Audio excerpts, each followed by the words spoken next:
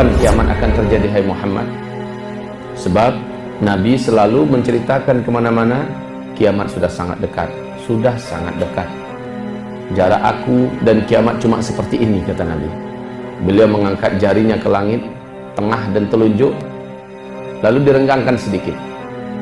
Di hadis yang lain beliau juga berkata, saat aku ini diutus, malaikat Israfil telah memasukkan pangkal terompet sangkakala ke dalam mulutnya. Kedua matanya melirik terus ke arah Arash. Kapan ini ditiup? Saking dekatnya kiamat itu. Sehingga Nabi ditanya oleh malaikat Jibril, mata sa'ah, kapan tepatnya terjadinya kiamat itu? Jawaban Nabi adalah, mal mas'ulu anha bi'a'lama minas sa'il. Tidaklah orang yang ditanya lebih tahu daripada orang yang bertanya. Saya tidak tahu, ente mungkin lebih tahu.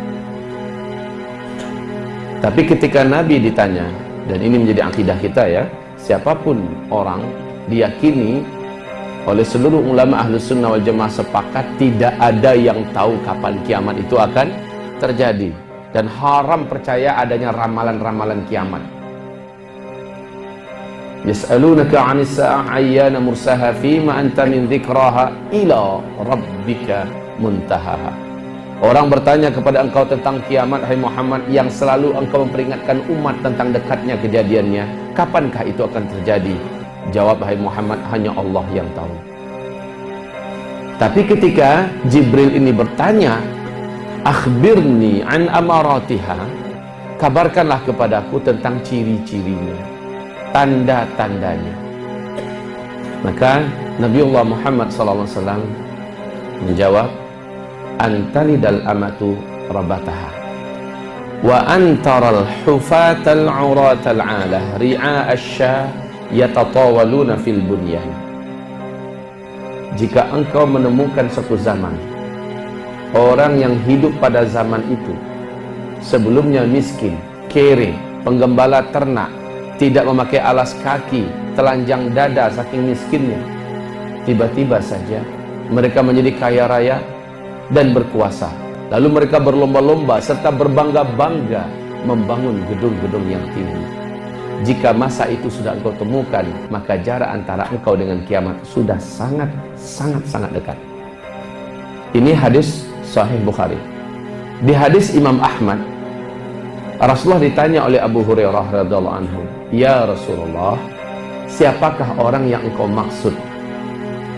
Sebelumnya miskin, penggembala ternak, tidak memakai alas kaki, telanjang dada, tiba-tiba menjadi kaya raya dan berlomba-lomba serta berbangga-bangga membangun gedung-gedung yang tinggi. Siapa itu yang kau maksud? Nabi menjawab, humul Arab. Mereka adalah bangsa Arab. Silahkan lihat hadis ini dengan fakta sekarang. Jazirah Arab sebelum minyak bumi ditemukan masih padu dalam bentuk satu nama, Jazirah Arab. Miskin, negeri yang tandus gersang, gurun Sahara luas, seperti tidak menyiratkan adanya masa depan, adanya kehidupan yang layak dan pantas dibanggakan. Tapi ketika minyak bumi sudah ditemukan, mereka menjadi negeri petrodolar. Mereka mendirikan negara sendiri-sendiri, Arab Saudi, Kuwait, Qatar, Uni Emirat Arab, Bahrain, Oman, dan Yaman. Dan lihat apa yang masing-masing mereka buat di kota-kota mereka. Lihat saja yang terdekat, Masjidil Haram, dan apa yang dibangun sekitar Masjidil Haram sekarang ini. La haula wa la quwata illa billah. Sangat menakjubkan, gedung-gedung lebih tinggi daripada bukit-bukit yang ada. Lihat Masjid Nabawi, apa yang dibuat sekitar Masjid Nabawi, hotel-hotel bintang 5 besar-besar, megah dan mewah. Kayak tenggelam Masjid Nabawi mereka buat. Silakan lihat ke Riyadh, kota metropolitan ala Eropa, hadir di tengah jantung ibu kota Arab Saudi. Lihat Jeddah, kota persinggahan dan perdagangan Timur Tengah, Masya Allah. Silahkan pergi ke Kuwait. Siapa yang tidak kenal dengan kota impian, kota teknologi Kuwait? Silahkan datang ke Abu Dhabi. Lihat Dubai, Masya Allah. Bahkan gedung tertinggi di dunia hari ini adanya di Dubai. Namanya Burj Khalifah, tingginya 828 meter. Itu gedung tertinggi di dunia sekarang adanya di Dubai, di tanah Arab. Apakah perlombaan ini sudah berakhir? Tidak. Sekarang masuk tahun ke-6 di tepi Laut Merah di Jeddah. sedang dibangun gedung tertinggi di dunia yang akan mengalahkan gedung tertinggi yang ada di Dubai. Gedung yang dibangun ini diberi nama Kingdom Tower. Ketinggiannya diperkirakan 1,2 km. Dibangun oleh orang terkaya nomor 5 dunia, Pangeran Al-Walid bin Talal.